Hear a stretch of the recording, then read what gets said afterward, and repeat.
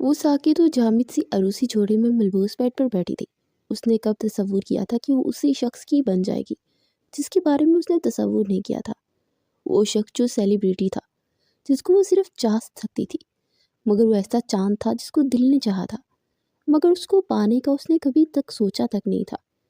कुछ देर गुजरी तो दरवाज़ा खुला और आरिश अंदर दाखिल हुआ।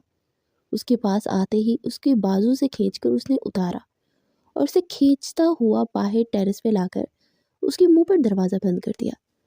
ठंडी या खवा से उस पर कपकपी सी तारी हो गई। वो दीवार से टेक लगाकर सिमट कर बैठ गई। वो अपने वालिदैन की इकलौती बेटी थी, मगर उसके वालिदैन जब वो महज 7 साल की थी तभी वफात पा गए थे। उसके चाचा चाची ने उसको पाला था। चाचा तो बहुत अच्छे थे, मगर रबिया चाची के डर से वो उससे मोहब्बत नहीं जता पाते थे। वो और कज़न फ़िज़ा एक ही क्लास में थी। इंतहा की ज़हीन और हमेशा फ़िज़ा अपने काम भी उसे करने को देती थी, मगर उसके बावजूद फ़िज़ा हर जगह छाई रहती थी, जिसकी वजह उसका हुस्न था। प्यारी तो वो भी थी, मगर फ़िज़ा को मॉडलिंग का बहुत शौक़ था, मगर मिडिल क्लास फैमिली होने की वजह से उसे इस बात की इजाज़त नहीं मिली थी। वो आज भी ख़राब मूड में थी, क्योंकि उसे यूनिवर्सिटी के फेस्टिवल में मॉडलिंग में हिस्सा लेने पर काफ़ी डांट पड़ी थी, और अब वो तब से मूड ख़राब की लेडी थी। अच्छा, तुमने आरिश अफंदी को देखा था? वो तो स्क्रीन से ज़्यादा रियल में ज़्यादा हैंडसम था। मुझे तो यकीन नहीं आ रहा था कि वो वहाँ पे है। मुझे ऑटोग्राफ लेना था उनसे। वो उसका ज़हन बटाने को बोली तो वो आंखें सुकेड़ कर उसे देखने लगी। तुमने गौर किया वो मुझे कैसे देख रहा था? फ़िज़ा उठकर बैठते हुए बोली। हाँ, तो ज़ाहिरी बात है, मेरी बहन है ही इतनी प्यारी। वो मुस्कुरा के बोली, ये तो है। वैसे तुम्हें भी तो पसंद है, कहीं प्यार व्यार तो नहीं हो गया? फ़िज़ा ने उसे छेड़ा तो उसकी गंदमी रंगत में सुर्खी सी गिलने लगी। ऐसे ही मजाक मत बना मेरा, और मैं तो बस ऐसे ही पसंद करती हूँ, क्योंकि वो बहुत सी एनजीओ वगैरह के साथ मुंसलिक है। पता है, मैं जिस एनजीओ में काम करती हूँ ना, वहाँ भी डोनेशन बहुत ज़्यादा देता है। बस इसीलिए मुझे अच्छा लगता है। उसकी नेचर भी अच्छी है। वो कंधे झुकाकर बोली, वैसे एक बात तो बताओ, अगर उसका रिश्ता तेरे लिए आ जाए तो क्या करेगी? मैं ऐसी खुशफहमियाँ नहीं पालती। मुझे लग रहा था कि वो तुम्हें पसंद करने लगे हैं। शाल ने कहा तो फ़िज़ा ने गर्दन अकड़ाकर इसे देखा और फिर दोनों हाथ पर हाथ मारे हंस पड़ी। इशाल की बात वाकई सच साबित हुई थी। वो दोनों अगले दिन यूनिवर्सिटी से निकल रही थी कि जब ही एक गाड़ी उनके पास आकर रुकी और पिछली साइड की विंडो खुली और आरिश अफंदी को देखकर इशाल की धड़कन तेज हो गई। क्या आपसे बात हो सकती है मिस फ़िज़ा? क्यों, वजह? फ़िज़ा ने तीखे लहजे में कहा तो इशाल हड़बड़ाकर उसे देखने लगी। एक्चुअली मैं शादी करना चाहता हूँ आपसे, उसने बगैर किसी लगी लिपटी के कहा। मुझे आपसे शादी करने में कोई दिलचस्पी नहीं। चल इशू, वो इशाल का हाथ थामते हुए बोली और फिर तेज़ी से आगे बढ़ने लगी और पीछे से आवाज़ें देता ही रह गया। रिश्ता ही तो लेके आने की बात कर रहा था, और तुम जानती हो हमारी फैमिली इतनी भी टिपिकल नहीं है कि इतनी सी बात को लेकर कोई हंगामा करेगा। इशाल ने दबे दबे अंदाज में कहा तो मुस्कुराते हुए से देखने लगी। तुम्हें पता है ना तुम्हारी बहन किस तरह की है, लेकिन अगर फौरी हाँ बोल देती तो वो अपनी वैल्यू कम करती, इसलिए थोड़ा सा तो तड़पाऊंगी और फिर हाँ बोल दूंगी। फ़िज़ा ने खिलखिला कर कहा तो इशाल हसरत से उसे देखती रह गई। फिर वो 2-3 बार उनसे बातें करने आया, मगर फ़िज़ा ने उसे इग्नोर किया। चौथी बार फ़िज़ा ने रुक कर उसे देखा मिस्टर आरिश, मेरे लिए मेरी फैमिली के फैसले मेरे फैसले होते हैं। फ़िज़ा ने कहा तो आरिश ने उसे मोहब्बत से देखा। आपकी फैमिली का हर फैसला मेरी सर आंखों पर होगा। क्या आप इजाज़त देंगी? आरिश ने पुरउम्मीद लहजे में कहा तो उसने इस बात में सर हिला दिया। फिर शाम को ही वो अपनी मदर को लेकर उनके घर पर मौजूद था। उसकी मदर बड़े लिए दिए अंदाज में बात कर रही थी। शफीक अहमद ने सोचने का वक्त लिया और फिर 2 दिन के बाद हाँ बोल दी। आरिश की मदर ने डायमंड रिंग निकाल कर उसे पहना दी।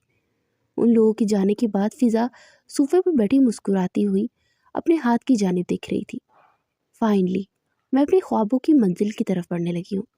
आरिश अफंदी ही वो शख्स है जो कि मेरे मिस वर्ल्ड बनने में मदद करेगा। वो बोली तो इशाल ने संजीदगी से उसे देखा। वो तुम्हें बहुत ज़्यादा पसंद करते हैं, तो इसीलिए तुम्हें भी चाहिए कि तुम इन्हें पसंद करो। वो बोली तो फ़िज़ा खिलखिलाकर हंस पड़ी। मैं किसी को पसंद नहीं करती, बल्कि सब लोग मुझे पसंद करते हैं और मुझे ऐसे ही रहना पसंद है। खैर, तुम ये बात समझोगी भी नहीं। तुम्हें क्या पता ऐसे रहने में क्या नशा है। तुम तो एक मामूली सी लड़की हो, वो मगरूर अंदाज में बोली। तो इशाल का रंग फीका पड़ गया। फिर आने वाले दिनों में वो आरिश के साथ ज़्यादा से ज़्यादा वक्त गुजारने लगी। उनका MSc कंप्लीट हो चुका था और इशाल तो अब NGO पे फुल टाइम जॉब कर रही थी। रही फिज़ा, उसने आरिश से मॉडलिंग की ख्वाहिश जाहिर की तो वो कुछ देर उसे संजीदगी से देखता रहा। फिज़ा, बुरा मत मनाना, मैं इस काम को तुम्हारे लिए मुनासिब नहीं समझता। मैं एक सुपरस्टार होने के बावजूद एक टिपिकल मिडिल क्लास सोच रखने वाला आदमी हूँ। बहुत अमीर हूँ, लेकिन मेरी सोच शायद तुम्हारी फैमिली जैसी लगे तुम्हें। मैं अपनी फैमिली सिंपल सी चाहता हूँ, जो इस इंडस्ट्री से दूर हो। आरिश ने खुल कर कहा। तो फक चेहरे से उसे देखने लगी। वो कुछ देर उसके पास बैठने के बाद वापस घर आ गया तो वो गुमसुम सी थी। क्या हुआ, आरिश से लड़ाई हो गया है क्या?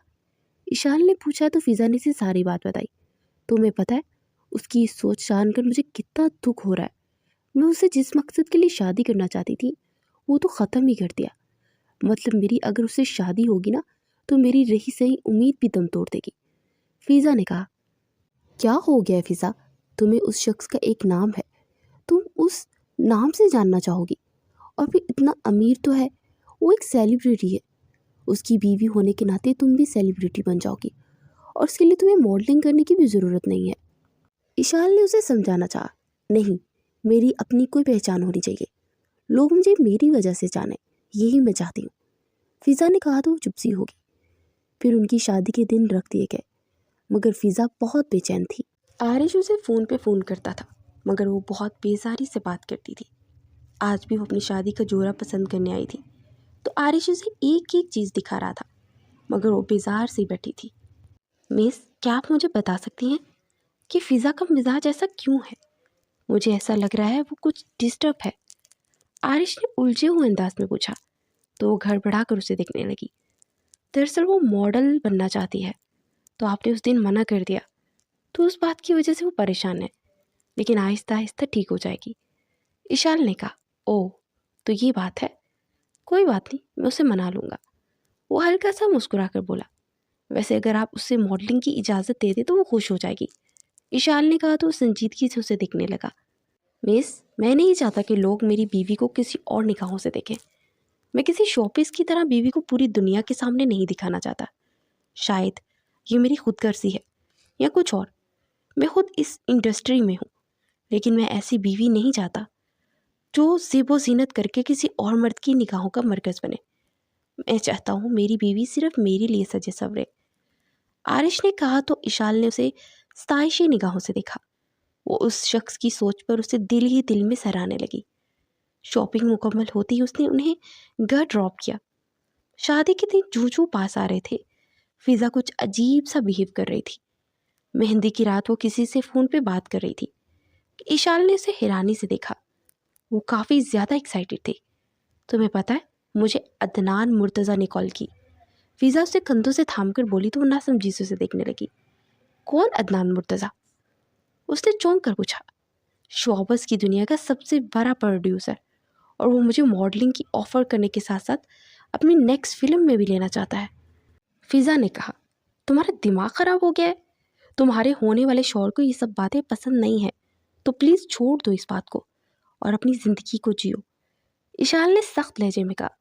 तो फिज़ा ने पैर पटकते हुए बाहर कदम बढ़ा दिए। इशाल भी गहरी सांस भरते हुए उसके पीछे पीछे गई। उसका दो दिल चाह रहा था कि आरिश को ये बात बता दे, मगर उसने फिलहाल चुप रहने का ही फैसला किया। अगले दिन वो उसे पॉलर छोड़कर खुद दूध पिलाई की रस्म की तैयारी करने घर आ गई। फिर सब लोग होटल चले गए। वो पॉलर आई तो उसे पॉलर वाली ने एक नोट्स दिया। इशाल, मैं जा रही हूँ अपनी मंजिल की तरफ। अदनान मुर्तज़ा की ऑफ़र मुझे काबिल कबूल लगी, इसलिए मैं अपने ख्वाबों को पाने जा रही हूँ। फ़कत फ़िज़ा। उस तहरीर को पढ़कर उसका दिमाग पक से उठ गया। उसने शफीक अहमद को फ़ोन करके सिचुएशन बताई। उन्होंने मिस्टर और मिसेस अफंदी को कमरे में जाकर सारी बात बताई। आप जानते भी हैं क्या कर दिया है आपकी बेटी ने? मेरा बेटा एक सुपरस्टार है और ये पूरी मीडिया उसके इंतज़ार में बैठी है। क्या आपकी बेटी भाग गई? मेरे बेटे को तमाशा बनाना चाहते हैं आप लोग पूरी दुनिया के सामने? मिसेस अफंदी चीख कर बोली तो सर झुकाए खड़े थे। आरिश भी अरफान के साथ वहाँ आया और सारी बात जानने के बाद उसने धुआं धुआं चेहरे से सबको देखा। اگر آپ لوگ چاہیں تو میری بھتیجی اس کا رشتہ لے سکتے ہیں تاکہ آپ کی عزت کا مان رہے، اور اس کے بعد اگر اسے چھوڑنا بھی چاہیں تو ہم کوئی شکوہ نہیں کریں گے۔ شفیق احمد بولے تو مسز افندی فوراً راضی ہوگی۔ پلیز ماما چلے، میں میڈیا کو جواب دے لوں گا، وہ آہستہ سے بولا، مگر میں میڈیا کو وہ جواب نہیں دے سکتی۔ ابھی فی الحال میری اور اپنی عزت کا خیال رکھنے کی خاطر اس لڑکی سے شادی کر لو، پھر اس کے بعد اسے چھوڑ دینا، کوئی بھی بہانہ بنا کر۔ وہ بولی تو شفیق احمد کے کندھے مزید جھک گئے۔ عارش نے چپ چاپ سر اسباب میں ہلا دیا۔ پھر اس کی چچی ربیہ نے اسے ہاتھ جوڑ کر عارش سے شادی کرنے کو کہا، تو وہ گمسم سی انہیں دیکھنے لگی، اور پھر ان کے فیصلے پر چپ چاپ اپنا سر جھکا دیا، اور اس کا نکاح ہونے کے بعد اسے رخصت ہو کر افندی ولا آنا پڑا، مگر یہاں آنے پر اس کے شوہر نے اسے کمرے سے ٹیرس پر نکالتے دروازہ لاک کر دیا تھا۔ وہ اس پسلیوں میں گھستی سردی سے پریشان گھٹنوں میں سردیاں بیٹھی تھی۔ کچھ دیر کے بعد سردی کی شدت سے بے ہوش ہو گئی۔ عارش کے اندر فضا کے لیے دھوکہ کرنے کی آگ لگائی ہوئی تھی، اور اوپر مجبوراً فضا کی کزن سے شادی کرنی پڑی۔ اسے ٹیرس پہ نکال کر صوفے پہ بیٹھا سگریٹ سے دل جلا رہا تھا، اور یوں ہی بیٹھے اسے 2 گھنٹے ہو چکے تھے۔ وہ سونے کے لیے اپنے بیڈ کی جانب بڑھ ہی رہا تھا کہ ایک دم سے اس لڑکی کا خیال آیا، تو ٹیرس کا دروازہ کھولتے باہر نکلا تو زمین پر سکڑی سمٹی لیٹی تھی یہ لڑکی۔ وہ اسے پکارنے لگا، مگر وہ ٹس سے مس نہ ہوئی۔ وہ پنجوں کے بل بیٹھتا اسے سیدھا کرنے لگا تو وہ بے ہوش تھی۔ وہ لب بھینچ کر اسے گود میں اٹھاتا بیڈ پر لٹا کر اسے دیکھنے لگا۔ اس کا چہرہ سردی سے سرخ پڑا تھا اور گلابی ہونٹ نیلے تھے۔ عارش اس کا چہرہ تھپتھپانے لگا۔ کچھ دیر کے بعد اس نے آنکھیں کھولی تو وہ گہرا سانس بھرتا پیچھے ہوا۔ اٹھ کر چینج کر لیجیے، میں اتنی دیر میں ہاٹ کافی بناتا ہوں۔ وہ کافی کانپتے وجود سے اٹھی اور منہ ہاتھ دھو کر کپڑے چینج کیے۔ یہ کافی پی لیجیے، سردی میں افاقہ ہوگا۔ وہ سنجیدگی سے بولا تو اس نے کپ کپاتے ہاتھوں سے مگ تھام میں اس کی گرماش کو اندر اتارا۔ اسے کافی بہت کڑوی لگ رہی تھی، مگر ڈر کے مارے وہ پیے ہی جا رہی تھی۔ وہ دوسری سائڈ پر کمفرٹر لپیٹے روح پھیر کر لیٹا ہوا تھا۔ وہ کافی ختم کرنے کے بعد سمٹ کر اپنی سائڈ پر لیٹ گئی، اور سیاہ آنکھوں سے پھر سے آنسو بہنا شروع ہو گئے۔ اگلے دن وہ صبح صبح اٹھی تو اسے اپنا پورا بدن ٹوٹتا ہوا محسوس ہو رہا تھا، مگر وہ تو ازل سے ٹھیک تھی۔ ایسی تکلیفیں اس کے لیے کوئی معنی نہیں رکھتی تھی۔ اس نے نماز ادا کی اور پھر اٹھ کر کپڑے چینج کیے اور باہر نکل کر آئی تو عارش کی دادو لاؤنج میں بیٹھی تسبیح کر رہی تھی۔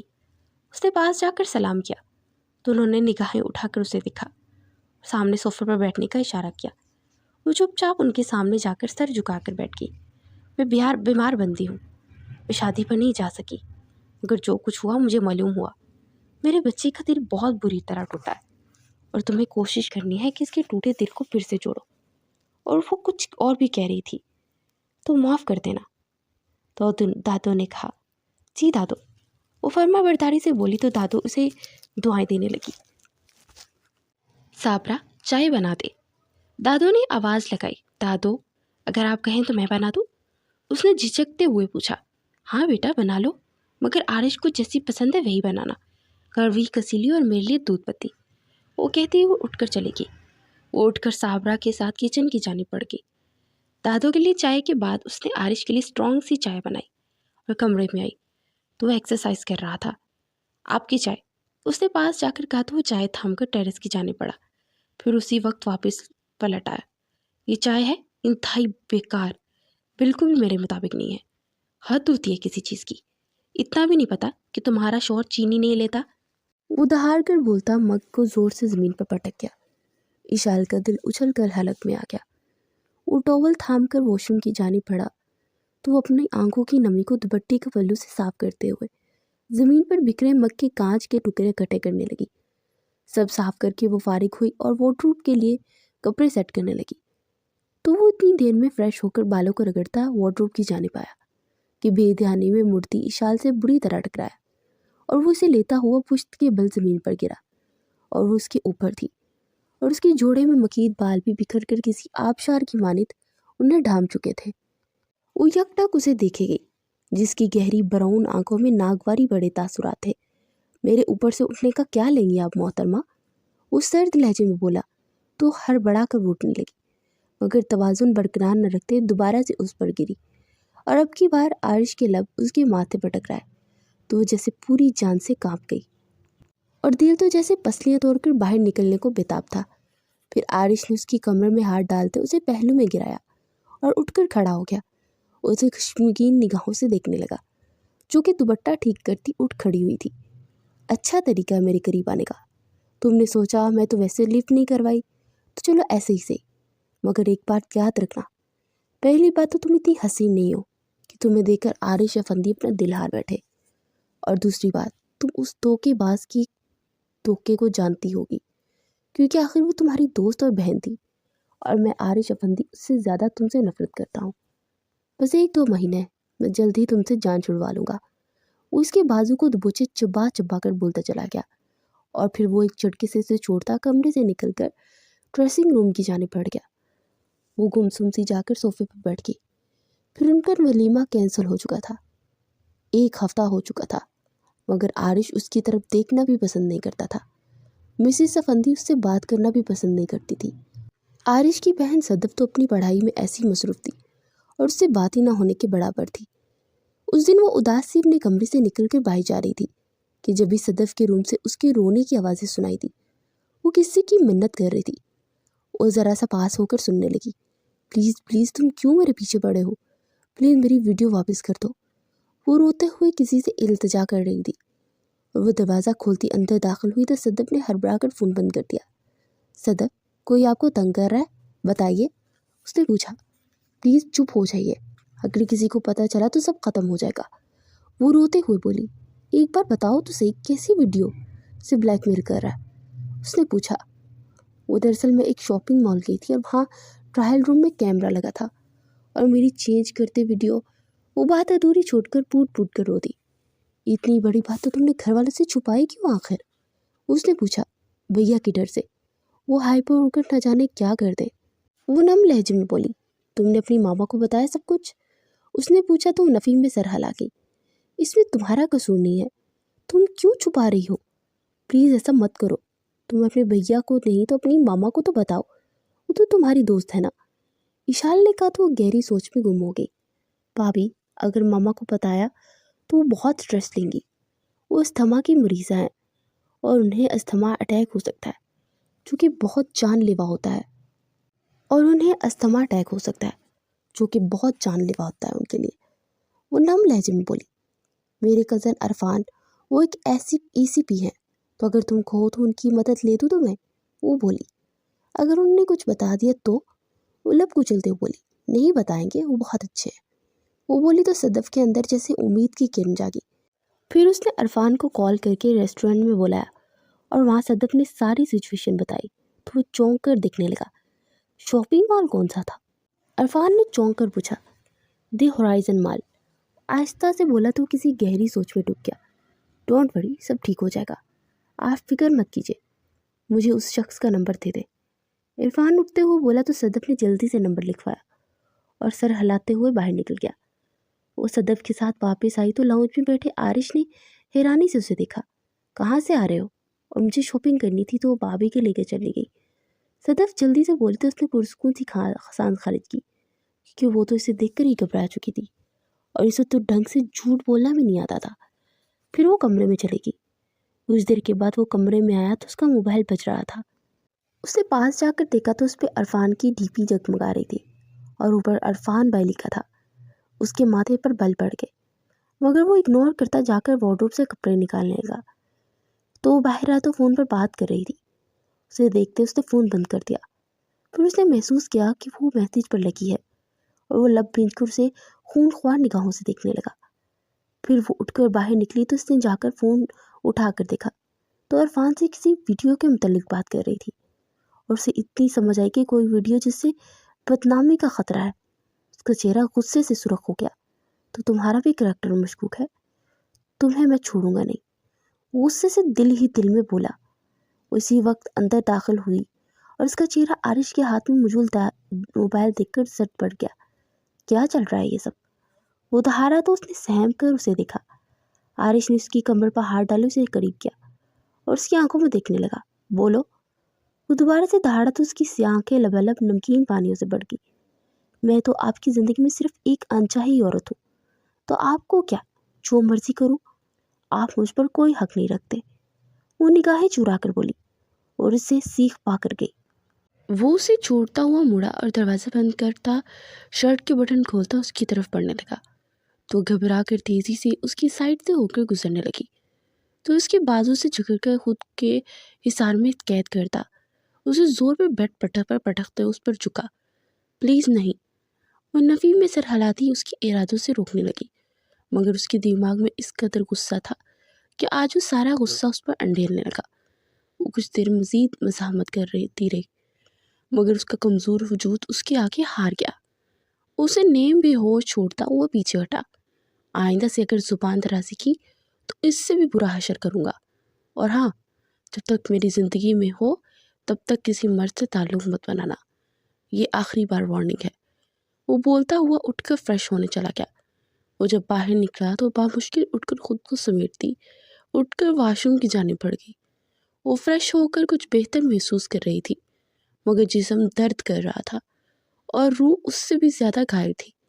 عرفان کو میسج کر کے اس نے صدف کا نمبر دے دیا تاکہ اس سے خود ہی بات چیت کر سکے، اور پھر اٹھ کر وہ ٹیرس پہ آ گئی۔ وہ اس ٹھٹرتی شام میں گمسم سی اندھیرے میں کھڑی اپنے مستقبل کے بارے میں سوچ رہی تھی۔ اگلے 2 دن یوں ہی اداسی میں گزرے تھے، اور آج وہ لان میں بیٹھی رہی تھی کہ جبھی عرفان کی کال آ گئی۔ وہ اس سے بات کر رہی تھی کہ اس کے ہاتھ سے کسی نے موبائل چھپٹا۔ وہ ہڑبڑا کے مڑی تو عارش کھڑا اسے خونخوار نگاہوں سے دیکھ رہا تھا۔ خوف سے اس کے حلق میں کانٹے سے اگ گئے تھے۔ اپنے ماں باپ کو لے کر فوراً پہنچو، وہ موبائل کان کو لگاتا سیٹ لہجے میں بولا اور کال کاٹ کر اس کے بازو سے کھینچتا اسے لاؤنج میں لے آیا۔ کچھ دیر میں چچا چچی اور عرفان بھی آ چکے تھے۔ جب آپ کے بیٹے سے اس کا افیئر تھا تو آپ نے میرے پلے کیوں باندھا؟ عارش کی بات پر عرفان نے زور سے مٹھیاں بھیج کر کچھ کہنا چاہا، مگر وہ نفی میں سر ہلا گئی۔ لے جائیے اسے، اور ہاں، طلاق بھیج دوں گا میں، اور اب میڈیا کو بلا لیں۔ میں پریس کانفرنس کے لیے اب دنیا کو بتانے کے لیے اب بہانہ ہے میرے پاس کہ بیوی کا افیئر تھا، کیونکہ یہ لڑکی میری برداشت سے باہر ہے۔ وہ تنفر بھری نگاہوں سے دیکھتے ہوئے بولا تو اس کی چاچی اسے مارنے پیٹنے لگی، اور عرفان مٹھیاں بھیج کر ضبط کیے کھڑا تھا، اور باقی سب تو بے حس کھڑے تھے۔ پھر وہ لوگ اسے لے کر گھر آ گئے۔ گھر آ کر بھی چاچی اسے کوستی رہی، یہاں تک کہ فضا کے بھاگنے کے پیچھے اسی کا ہاتھ ہے یہ الزام لگا دیا۔ وہ چپ چاپ سب الزام اپنے سر لے رہی تھی۔ پھر وہ اٹھ کر اپنے کمرے میں آئی اور بیڈ پر گرتے طرف طرف کر رو پڑی۔ پھر عرفان نے 2 دن کے بعد بتایا کہ صدف کا مسئلہ حل ہو گیا ہے، تو بہت خوش ہوئی، اور صدف نے اس سے فون پر کئی بار ساری سچائی بتانے کو کہا، مگر اسے قسم دیکھ کر روک گئی۔ اور اسی دوران اس کی کئی عرصہ قبل ترکی کی NGO میں جو اپلائی کیا تھا اس کے بارے میں معلوم ہوا۔ اس نے عرفان کو بتایا تو وہ بہت خوش ہوا، اور صدف بھی اسے زندگی میں آگے بڑھنے کو کہا، تو اس نے ترکی جانے کی تیاری شروع کر دی۔ مگر اس دوران اسے خود بھی تبدیلی محسوس ہوئی، اور ترکی میں جا کر اسے پتہ چلا کہ وہ 3 منتھ پریگننٹ ہے۔ وہ یہ سنتے ہی جسے سن پڑ گئی، مگر اس نے اپنے ماں بننے کی خوشخبری کسی کو نہیں دی۔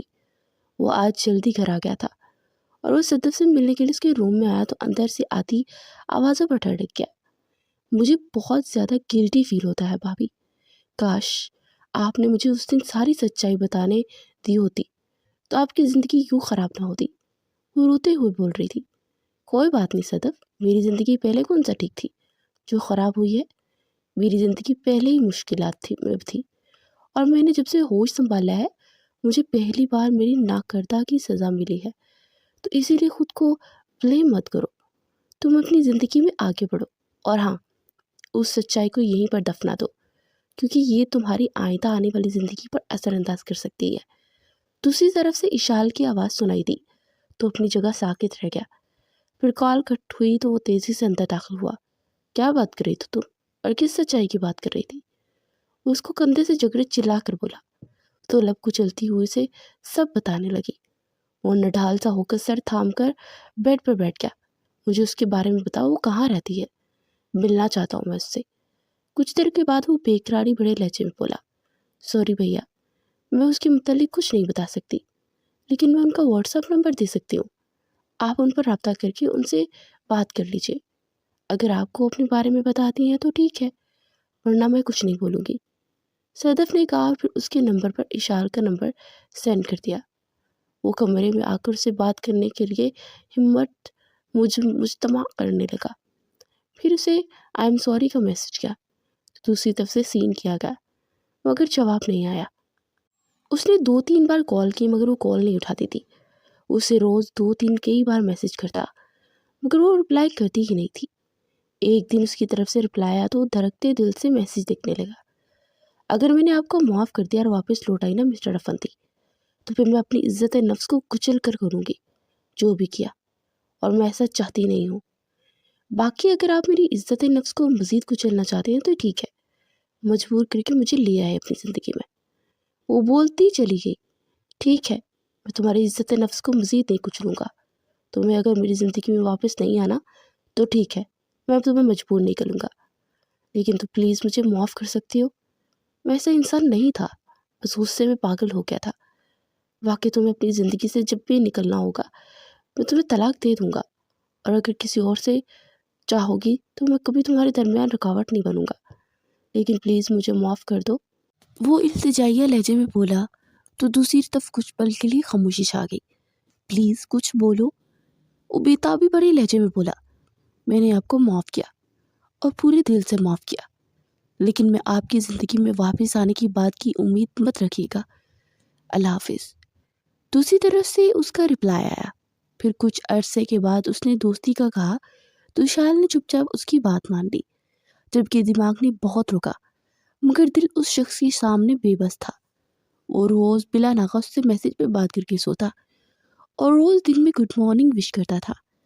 پھر دھیرے دھیرے وہ اس سے اپنی ہر بات ڈسکس کرنے لگا، اور اسی دوران اشال نے اپنی بیٹی کو جنم دیا مگر کبھی کسی کو بھنک تک نہیں پڑنے دی۔ عرفان صدف کی شادی طے ہو گئی تھی تو ان دونوں کو مجبور کرنے پر 2 سال کے بعد واپس پاکستان آئی تھی، اور وہ اس کی ایک جھلک دیکھنے کے لیے خود اسے لینے ایئرپورٹ آیا۔ اسی وقت ایک صحت مند سی بچی کی پرائم میں ڈالے خوبصورت سی فراک میں ترکش سٹائل حجاب کیے وہ بہت سوبر لگ رہی تھی اور پر اعتماد بھی۔ کہیں سے بھی وہ 2 سال پہلے کی جھلک اس میں نہیں دکھائی دی تھی۔ وہ ساکت و جامد اسے دیکھ رہا تھا۔ جبھی وہ پاس آئی، ہیلو کہاں کھوئے ہیں آپ؟ کچھ دیر کے بعد اس کا کندھا ہلاتے ہوئے بولی تو وہ چونک کر ادھر ادھر دیکھنے لگا۔ یہ بچی؟ اس نے بے چینی بھرے انداز میں پوچھا۔ میری بیٹی حال نور، وہ ہلکی سی مسکراہٹ سے بولی۔ مطلب ہماری بچی ہے یہ؟ وہ ایکسائٹڈ لہجے میں بولا۔ جی مگر صرف نام کی حد تک، ورنہ یہ صرف اور صرف میری بیٹی ہے۔ اس پاٹ لہجے میں بولی تو وہ لب بھیج کے رہ گیا۔ اسے بہت غصہ آ رہا تھا کہ وہ پچھلے 1.5-2 سال سے اس سے بات کر رہی تھی مگر ایک بار پھر اس سے اسے بتانا ضروری نہیں سمجھا کہ ان کی بیٹی بھی ہے، مگر وہ اس پر غصہ کرنے کا حق نہیں رکھتا تھا۔ اسے پہلے ہی کہہ چکی تھی کہ وہ اس پر کسی بھی قسم کا کوئی حق نہیں جتائے گا۔ اسے عرفان کے سرکاری گھر پہ ڈراپ کر کے وہ واپس پلٹ آیا تھا۔ سب گھر والے اس سے بچی کے چھپانے کی وجہ پوچھ رہے تھے مگر سب کے سوالوں کو اگنور کر رہی تھی۔ اگلے دن صبح عرفان اس کے پاس سے حال نور کو لے آیا، اور اس کی جب آنکھ کھلی تو حالے کو وہاں نہ پا کر وہ متوحش انداز میں لانچ کی طرف بھاگی۔ وہ لانچ میں داخل ہو رہی تھی، سامنے حالے کے ساتھ کھیلتے عارش کو دیکھ اس کے حساب تن گئے۔ آپ کی ہمت بھی کیسے ہوئی اس طرح کی حرکت کرنے کی؟ اور اگر بیٹی سے ملنے کی اتنا ہی شوق تھا تو ایک بار مجھ سے اجازت لے لیتے۔ وہ تنگ کر بولتی حالے کو اس کی گود سے پکڑنے لگی تو حالے اس کے ساتھ لپٹ گئی۔ اس نے غصے اور صدمے سے حالے کی طرف دیکھا۔ حالے نور ماما کے پاس آئیے، وہ تب کر بولی۔ نو ڈیڈ۔ حالے نور نفی میں سر ہلاتے ہوئے بولی تو اس کے ڈیڈ کہنے پر اشال کے تن بدن میں آگ سی لگی۔ ویسے بہت ہی گھٹیا حرکت کی آپ نے، سمجھتے کیا آپ خود کو؟ آپ نے سکھایا نا اسے ڈیڈا، بولیے، وہ تب کر بولی۔ ویسے ترکی میں آگ والے پکوڑے کھاتی رہی ہو کیا جو ہر وقت انگارے چبانے لگی ہو؟ وہ آنکھیں سکیڑ کر بولا۔ فضول بات مت کیجیے مجھ سے اور میری بیٹی مجھے واپس کیجیے، وہ طنزیہ لہجے میں بولی۔ ہرگز نہیں کروں گا، یہ میری بھی بیٹی ہے اور میرا پورا حق ہے اپنی بیٹی پر، وہ اطمینان سے بولا۔ آپ اس طرح کی حرکت نہیں کر سکتے۔ ہماری جب بات ہوئی تھی تو ایک بات پہلے سے طے ہوئی تھی کہ آپ مجھ پر یا میرے کسی معاملات میں دخل اندازی نہیں کریں گے۔ यहाँ तक कि आपने कहा भी था कि अगर मेरी लाइफ में कोई और आना चाहे तो आप बीच में नहीं आएंगे। वो गुस्से से बोली, हाँ तो तब तो कौन सा बताया था कि तुम मेरे बच्चे की माँ बनने वाली हो? अगर बताया होता तो मैं ऐसा कोई वादा नहीं करता, बल्कि तुम्हें लेने पहुंच जाता किसी भी तरह। मैंने पिछले 2 वर्ष से क्या कोशिश नहीं की तुम्हारे लिए कि इस तरह तुम्हें राज़ी हो जाओ, और इस दौरान मैंने कभी भी किसी भी तरह की तुमसे बदतमीज़ी करने की कोशिश नहीं की, मगर तुम्हारा दिल पिघलता ही नहीं है यार। बस कर दो, अब तो माफ़ कर दो। और अगर वो नहीं देनी तो अपनी बेटी की खातिर मेरे साथ चल पड़ो। लोग तो अपने बच्चों के लिए क्या कुछ नहीं कर जाते। क्या तुम चाहती हो कि ये बच्ची अपने बाप के बिना जिए? वो झिंझला कर बोला, फिक्र मत कीजिए, मैं उसे उसके बाप के बिना नहीं जीने दूंगी, शादी कर लूंगी किसी और से। वो मुंह बनाकर बोली तो वो सरतापा से लग गया। तुम्हें क्या लगता है मैं ऐसा करने दूंगा? ये तब तक होगा जब तुम्हारी बच्ची नहीं थी, अब हमारी बच्ची है, और मैं अपनी बेटी को कोई गैर बाप नहीं दे सकता। उसका सगा बाप जिंदा है। और बाकी रही तुम भी अपनी बेटी की वजह से मेरी ज़िंदगी में शामिल हो गई हो, क्योंकि मैं उसको सौतेली माँ नहीं दूंगा। वो जवाबन तब कर बोला, और आपको लगता है मैं आपकी बात मानूंगी? सिर्फ बड़ी ही कोई खुशफहमी में जी रहे हैं आप। मैं पहले जैसी नहीं हूँ, अपने पैरों पर खुद खड़ी हूँ। मुझे किसी मर्द की ज़रूरत नहीं, और अपनी बेटी को मैं बाप का भी प्यार दे सकती हूँ। बाप का काम ही क्या होता है? कमा कर लाना, और मैं अपनी बेटी के लिए कर रही हूँ। उस पार्ट लहजे में बोलती ही मुड़ गई। तुम्हें लगता है बाप सिर्फ कमा कर लाता है और कुछ नहीं होता?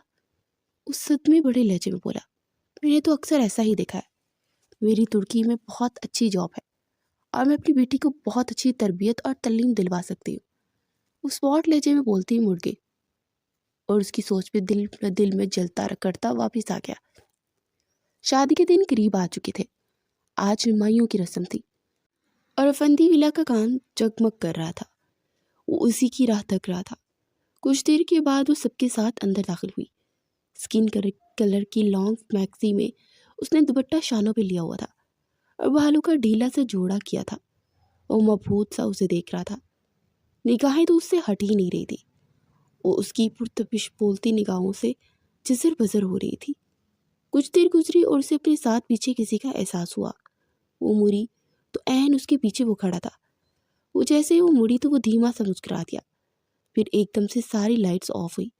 उसका हाथ कमर के गिर्द लिपटा, और वो इससे पहले चीखती उसके मुंह पर टेप चिपका चुका था, और साथ ही उसने गले में दुपट्टा उतारते उसके हाथ कस करके बांधे, और फिर उसे कंधों पर उठाए वहां से निकलकर स्विमिंग पूल एरिया में आया। वो जैसे ही वहां दाखिल हुए, सामने दीवार पर आई एम सॉरी लिखा हुआ था। वो सर दाएं बाएं मारते उसे टेप हटाने का कहने लगी, मगर कुर्सी पर बैठा इत्मीनान से उसे दिख रहा था। फिर वो उठा और उसे कंधों पर डालकर स्विमिंग पूल में उतरने लगा। उसे इतने जोर से उछाला कि वो हड़बड़ा के पानी से निकली। पानी थोड़ा गर्म था, तो इसे गीला होने के बावजूद सर्दी नहीं लगी थी। वो धीरे से चलते हुए पास आया, और अपनी होंठों को करीब करते उसके लबों पर चिपकी टेप को हटाया, तो वो जोर से आंखें मीच गई। दिल की धड़कन कानों में सुनाई दी, और होंठ कपकपा रहे थे। ऐसे चुप कितनी अच्छी लगती हो। उसके रुखसार से रुखसार मिस करते हुए बोला तो हड़बड़ा कर पीछे हटने लगी, मगर वो कमर में हाथ डालता उसे अपने पास कर गया। हाथ खोलिए, एक बार मेरी फिर बताती हूँ मैं आपको। वो अपनी पीठ पर बंधे हाथों को झटकते हुए बोली, खोल दूंगा, पहला थोड़ा सा रोमांस तो कर लेने दो। बहुत अरसा हुआ है, मैंने तो मूवीज़ में भी रोमांस करना छोड़ दिया जब से तुमसे मोहब्बत हुई है। वो इसकी थोड़ी थामते हुए गंभीर लहजे में बोला, तो इशाल की आंखों में हैरत भरे तासुरात उभरे। तुम तो ऐसे देख रही हो जैसे मैंने कोई अनोखी बात कर दी हो। मुझे तुमसे प्यार नहीं हो सकता क्या? वो धीमा सा मुस्कुराता उसे गले से लगाते हुए उसके कंधों पर लब रख गया। उसकी बेबाकियों पर वो शर्म से सुर्ख हो रही थी। देखिए आप प्लीज़ दूर रहिए, वो लड़खड़ाते हुए लहजे में बोली, और चेहरा इंतहाई सुरख था। वैसे तुम्हें इतने दिनों के बाद इस तरह शर्माते हुए देखा ना, तो ऐसा लग रहा है कि मेरी इशाल मुझे वापस मिल रही है। वो इसके रुखसार को छूते हुए बोला, और साथ ही नरमी से उसके लबों को अपनी दस्तरस में लेने लगा। तो वो जोर से उसे धक्का देती पीछे हुई, और तेजी से रुख फेर कर जाने लगी। तो उसे पीछे से जकड़ कर उसकी पीठ को प्लेट से लगाता मजीद करीब कर गया। प्लीज़ इस तरह दूर मत जाओ, मेरे अंदर की सुलगती आग को अपनी कुर्बत से बुझा दो। وہ اس کے کان کی لوگ کو لبوں سے چھوتے ہوئے بولا۔ وہ تڑپ کر اس کی طرف پلٹی، اس کے گریبان پکڑ کر اس کی آنکھوں میں آنکھیں ڈال کر دیکھنے لگی۔ سیریسلی، آپ اپنے اندر کی آگ بجھانے کے لیے سب کر رہے ہیں، لیکن کیوں؟ آپ مجھ سے ایسا کیا نظر آنے لگا آپ کو؟ کیا آپ سلگنے لگے ہیں؟ میں وہی لڑکی ہوں جس کو آپ ایک نظر دیکھنا بھی پسند نہیں کرتے تھے۔ میں وہی لڑکی ہوں جس کو آپ نے سہاگ رات بھی چھونے کی بجائے سزا دینے کا فیصلہ کرتے ہوئے ٹھٹھرتی سردی میں ایسے ہی چھوڑ دیا تھا۔ اب آپ اپنے اندر لگی ہوس کی آگ کو مٹانا چاہتے ہیں۔ وہ چبا چبا کر بولی، شٹ اپ یو ایڈیٹ، تم میری محبت کو ہوس کا نام نہیں دے سکتی، اور یہ محبت کی آگ ہے جو تمہاری قربت چاہتی ہے۔ وہ اس کو کندھوں سے جگڑے چبا چبا کر بولا، سیریسلی محبت؟ آپ کو لگتا ہے کہ آپ اس نام سے میرے ساتھ دوبارہ کھیل سکتے ہیں؟ اور آپ نے میرے وہ 2 سوال کا جواب نہیں دیا کہ ایسے مجھ سے کون سے سرخاب کے پڑ لگ گئے ہیں؟ کیا آپ کو مجھ سے محبت ہونے لگی؟ آپ کی طرف تو بہت سارے حساب نکلتے ہیں۔ جو آپ نے اذیت تکلیف دی نا، اس کے سارے زخم چاہے بھر بھی گئے ہوں، مگر دل میرے بہت گہرا گاؤ ہے، آپ اس گاؤں کو ختم نہیں کر سکتے۔ آپ نے میری عزت نفس کو کچلا تھا، مجھ سے زبردستی اپنا ریلیشن قائم کیا، جب ایک بیوی کی رضامندی بھی ضروری ہوتی ہے، اور اس ریلیشن کو قائم کرنے کے لیے محبت کا ہونا بھی ضروری ہوتا ہے، مگر آپ نے صرف اور صرف اپنا غصہ نکالا مجھ پر۔ اس زخم کو بھریں گے آپ؟ چلے وہ چھوڑ دیتے ہیں، پہلی رات کی بات کرتے ہیں جب آپ نے مجھے ٹیرس پہ نکالا تھا، اس ٹھٹھرتی سردی اور اندھیری رات میں میں کانپتے ہوئے اللہ سے اپنی موت کی دعا کرنے لگی تھی۔ اس دن جو ذلت آپ نے مجھے دی نا، اس سے میرے دل میں بہت گہرا زخم لگا ہے، اور آپ میری اس رات کی تکلیف کا کبھی اندازہ نہیں کر سکتے کہ میں نے کس قدر تکلیف میں گزارے تھے 2 گھنٹے۔ کیا آپ اس اذیت کو محسوس کر سکتے ہیں؟ اگر نہیں تو 1 گھنٹہ ہی بنا شرٹ کے اس ٹیرس پر گزار کے دیکھیے گا، تو آپ کو معلوم ہوگا کہ میری تکلیف کی انتہا کیا تھی۔ وہ بولتی جا رہی تھی اور وہ چپ چاپ سن رہا تھا، لیکن اس سے دور ہوتی پول سے باہر آئی تو اسے اب سردی سی محسوس ہونے لگی تھی۔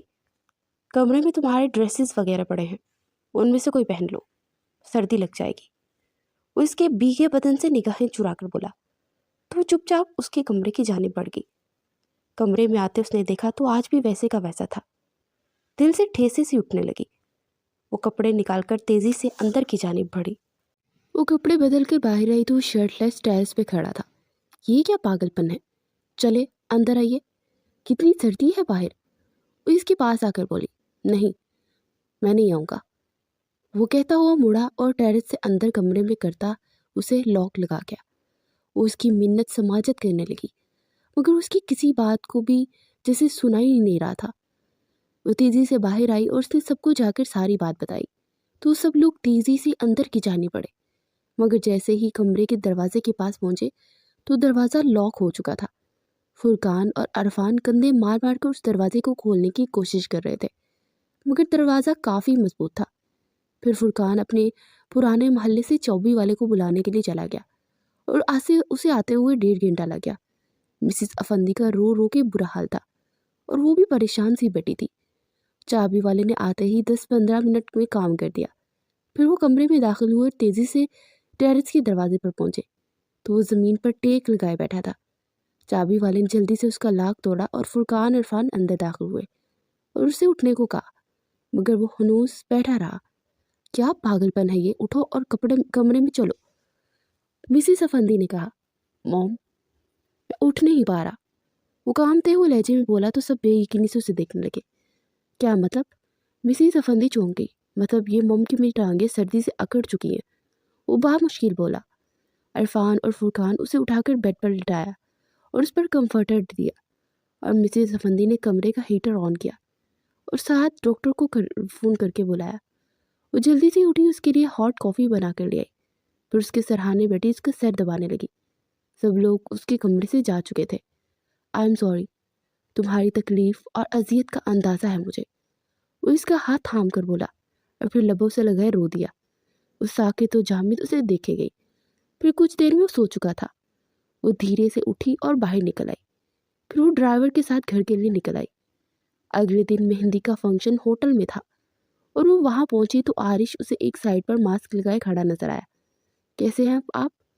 وہ پاس جا کر بولی، या आई एम फाइन, वो भारी लहजे में बोला। पता नहीं आप हमेशा उल्टी सीधी हरकतें क्यों करते हैं। बैठे बैठाए आपने जुकाम करवा लिया। वो बोली। ये बताइए कि उस रात का बदला पूरा हुआ कि नहीं, उसे देखते हुए बोला। इन बातों का कोई फायदा नहीं, प्लीज आइंदा से इस तरह की कोई बात मत कीजिएगा। और आपको क्या लगता है कि आप इस तरह की हरकत करेंगे तो मैं नरम पड़ जाऊंगी? ये तो सिर्फ एक दिन की अजियत थी, उसके बाद जो कुछ हुआ इसको ना तो आप बुला सकते हैं और ना मैं। वो इस लहजे को सख्त बनाते हुए बोली, मगर लहजा बहुत कमजोर और खोखला था। अगर ऐसी बात है तो ठीक है, इसका भी बदला ले लो।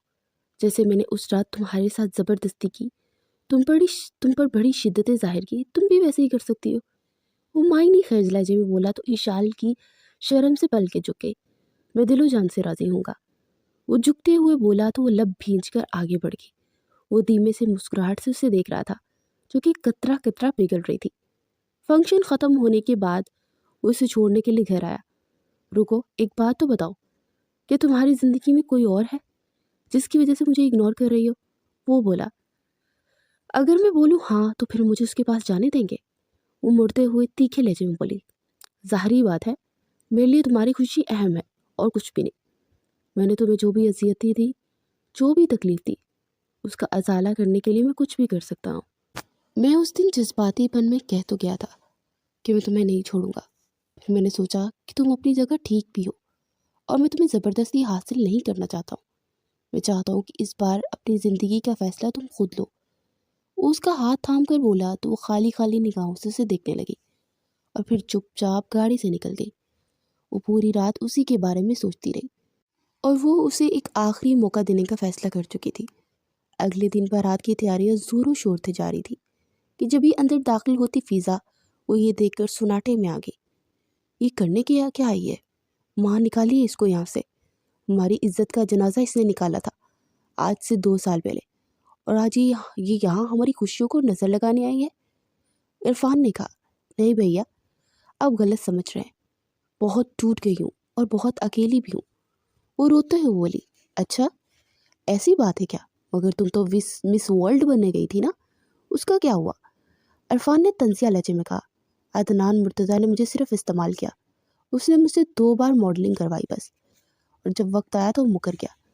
उसने मुझसे शादी की, उसके बाद घर में बिठाकर मुझे टॉर्चर करता रहा और मैं सारे अपने ख्वाबों को जला बैठी, और मैं उसके पास नहीं लौटना चाहती। माँ प्लीज़ मुझे अपने पास रख लीजिए। वो रबिया के हाथ थाम कर बोली तो रबिया का दिल पिघल गया। सबकी मुखालफत के बावजूद रबिया ने उसे वहाँ रहने की इजाज़त दे दी। फिर शाम के फंक्शन के लिए वो तैयार होकर बाहर आई तो कहीं से भी नहीं दिख रहा था कि उस पर किसी भी किस्म का जुल्म हुआ है। वो आज भी उतनी ही फ्रेश और खूबसूरत थी। फिर वो लोग होटल पहुंचे तो इस्तकबाल के लिए खड़ा आरिश फिज़ा को देखकर साकित रह गया, और इसी वक्त वो उसके पीछे आई तो खुद को संभालते उसे देखने लगा, जो कि फुल स्लीवलेस की रेड कलर की साड़ी पहने बहुत ही पुरवकार दिख रही थी। वो फिज़ा को इग्नोर करता उसकी तरफ आया और उसकी फिंगर पकड़े खड़ी हाले नूर को झुककर उठाकर गुदगुदाने लगा, और फिज़ा लब भींच कर उसे देख रही थी, जो कि निगाह उठा के भी नहीं दिख रहा था। फिर वो दोनों इकट्ठे अंदर दाखिल हुए तो पूरा मीडिया उनकी तरफ मुतवज्जा हो गया। सर, आप लोग दोबारा से फिर एक साथ होने लगे हैं क्या? एक एंकर ने पूछा। हम कभी अलग हुए ही नहीं थे, बस कुछ गलत फहमियाँ थे जिनको हम दूर करने की कोशिश कर रहे हैं, और कुछ वक्त तक शायद हम एक हो जाएं, या हो सकता है कि हम अलग हो जाएं। वो मुतमईन अंदाज में बोला। अगर आप दोनों अलग हो गए तो बेटी किसके पास रहेगी? दोनों एंकर ने दोबारा सवाल किया तो उसने बेख्तियार साथ खड़ी इशाल को देखा। मेरी बीवी ने बेटी को जन्म दिया है और उससे 1.5 साल से पाल रही है, और बहुत अच्छी तरह अपनी बेटी को संभाला है, जो कि मैं कभी नहीं कर सकता। और बेटियों को हमेशा माँ की ज़रूरत होती है, तो मैं कभी भी एक माँ से उसकी बेटी को अलग नहीं करूँगा। And please now excuse me. वो कहता हुआ उसका हाथ थामे आगे बढ़ गया। फिर वो उन्हें टेबल पर बिठाकर सदफ से मिलने ऊपर रूम में जा रहा था कि जब भी उसके पीछे फिज़ा भी चली गई, और इशाल से ज़्यादा देख तेज़ी से पीछे आई। आरिश रुकिए ना। वो राहदारी में पहुंचा ही था कि पीछे से फिज़ा ने इसे पुकारा, और इशाल जल्दी में ओट में हो गई। जी फरमाइए, उस स्मार्ट लहजे में बोला। आपका लहजा बता रहा है कि आप इस तरह से किस कदर मुझसे नाराज़ हैं। मुझे माफ़ कर दीजिए, मैंने आपके प्यार की कदर नहीं की, और मैं जानती हूँ आप मेरे बिना बहुत अधूरे रहे। میں دوبارہ آپ کی زندگی میں شامل ہونا چاہتی ہوں. کیا آپ مجھے اپنائیں گے؟ فیضا نے کہا. بہت خوش فہمی ہے آپ کو سالی صاحبہ. میرے لیے آپ کا میرا رشتہ اب صرف سالی بہنوئی کا ہے، اور آپ کو شرم آنی چاہیے کہ اپنی بہن کے شوہر پر نظر رکھ رہی ہیں آپ. اور ہاں، آپ کا بھی تو شوہر ہے نا، اسی دن چھوڑ دیا تھا یا آپ چھوڑ آئی ہیں؟ ویسے مجھے جہاں تک لگتا ہے آپ خود ہی چھوڑ رہی ہوں گی، کیونکہ آپ کو تو پرانی عادت ہے نا چھوڑنے کی. وہ چبا کر بولا. ایسی باتیں مت کیجیے، میں بہک گئی تھی اس ٹائم، اور دیکھیے نا، مجھے اس نے روکا بھی نہیں، کیونکہ وہ چاہتی تھی کہ میں گھر سے بھاگ جاؤں اور وہ شادی کر لے آپ سے، کیونکہ وہ آپ کو چاہتی تھی بہت عرصہ قبل. مگر وہ کہتی تھی کہ وہ ایک چاند کو صرف چاہ سکتی ہے، مگر پانے کی خواہش نہیں کر سکتی. فیضا کی بات پر اشال نے کرب سے آنکھیں میچ لی. کیا واقعی وہ مجھ سے محبت کرتی ہے؟ اگر ایسی بات ہے تو بہت شکریہ، آپ نے مجھ سے یہ بات بتائی، اور میں خود کو بہت خوش نصیب سمجھوں گا کہ میں اس کی محبت ہوں. پتہ ہے، ایک مرد کے پاس کچھ بھی نہ ہو، مگر اس عورت کی وفا اور محبت اس کے ساتھ ہو، وہ دنیا کا سب سے امیر آدمی ہوتا ہے. میرے پاس بہت کچھ ہونے کے ساتھ ساتھ میری بیوی کی وفا اور محبت دونوں شامل ہیں، تو میں تو دنیا کا امیر ترین آدمی ہوا. تھینک یو سو مچ مجھے ایک اور امید دینے کے لیے. تم آج نہ آتی تو مجھے یہ بات کبھی پتہ ہی نہ چلتی. اب اگر مجھے ٹھکرائے گی تو میں بار بار اس کے دل پر دستک دے کر سوئی محبت جگاؤں گا. اور ہاں، ایک اور بات کا شکریہ ادا کرنا چاہوں گا. اگر تم میری زندگی میں نہ آئی ہوتی تو مجھے اشال کبھی نہ ملتی. تھینک یو مجھے اشال دینے کے لیے، اور آئندہ سے مجھے پکارنے کی ضرورت بھی نہیں ہے. اگر پکارنا بھی ہے تو بھائی یا جیجو کہہ سکتی ہوں. آرش نے کہا تو اشال کی آنکھوں میں نمی اترنے لگی. وہ آپ کی قابل نہیں ہے، آپ کے ساتھ کھڑی جچتی بھی نہیں ہے. فیضا بولی. مجھے ایسی ہی لڑکیاں پسند ہے شروع سے ہی، وہ عین میرے مزاج کے مطابق ہے. آپ کو فکر کی کرنے کی ضرورت نہیں ہے. اور ہاں، اگر آپ کو کسی پروجیکٹ پر کام کرنا ہے، جیسے کہ ماڈلنگ، کچھ بھی، تو مجھ سے رابطہ کر لیجیے گا. میں آپ کو بہت سارا کام دلوا دوں گا. آپ اپنے جسم کو جس مرد کو چاہے دکھانا، اب مجھے فرق نہیں پڑتا، کیونکہ میرا آپ کے ساتھ اب کوئی تعلق نہیں ہے. وہ سر لہجے میں بولتا چلا گیا. اشال اوٹ سے نکلی تو وہ چونک گیا. تو وہ بھاگ کر آئی اور اس کی گلے لگی، پھوٹ پھوٹ کر رو دی. اسے خود میں بھینچ کر آنکھیں موند گیا. فضا نے کسی ہاری ہوئے جواری کی مانی دھواں چہرے سے اسے دیکھا، جو کہ اشال کو باہوں میں بڑے مدہوش کھڑا تھا. وہ اس کے چہرے پر اشال کے لیے محبت بھی دیکھ سکتی تھی. فضا تھکے تھکے قدموں سے واپس پلٹ گئی اور واپس عدنان مرتضیٰ کے پاس جانے کا فیصلہ کر چکی تھی. وہ شخص بات پہ بات اس پر انگلی اٹھاتا اور مار پیٹ کرتا تھا، مگر وہ آسائشات بھی دیتا تھا جن کے بغیر رہنا ناممکن تھا. اسے لگا کہ آرش اس کا آج بھی منتظر ہوگا، مگر وہ تو کسی اور کو دل میں بسائے ہوئے بیٹھا تھا. زندگی بھر اس کے سنگ جینے کا فیصلہ کر چکا تھا. اس نے مڑ کر ایک حسرت بڑی نگاہ ان پر ڈالی اور وہاں سے نکلتی چلی گئی. آرش نے اس کے ماتھے کو چومتے اس کے رخسار سے رخسار مس کرتے ہوئے اسے دیکھا تو دھیما سا مسکرا دی. Thank you and I love you میری جان، وہ کہتا ہوا گھٹنوں کے بل بیٹھا اور پاکٹ سے ایک رنگ نکالی اور اس کا ہاتھ تھاما. کیا تم میرے سنگ ایک عمر گزارنے کو تیار ہو؟ وہ بولا تو شرمین مسکراہٹ سے سر اسباب میں ہلا گئی. وہ رنگ پہنا کر اس کے ہاتھ کی پشت پر بوسہ دیتا، اٹھ کر اسے خود میں بھیج گیا. آئی لو یو ٹو آرش، وہ اس کے کان میں بولی تو وہ پرسکون انداز میں مسکراتا آنکھیں موند گیا. پھر وہ ایک دوسرے کا ہاتھ تھامے اندر کی جانب بڑھے، جہاں آباد تھا.